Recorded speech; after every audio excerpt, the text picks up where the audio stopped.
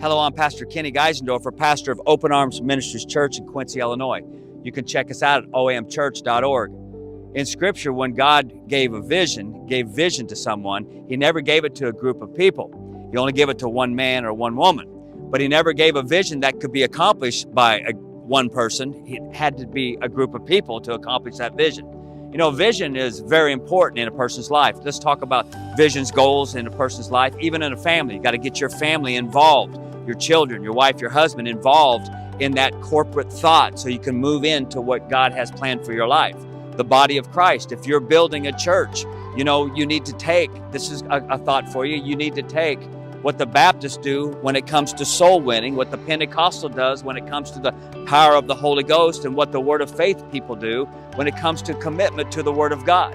You add those three inside of that vision, there'll be nothing that you can't accomplish and nothing that God won't open the windows of heaven over and bless it and see His move upon it.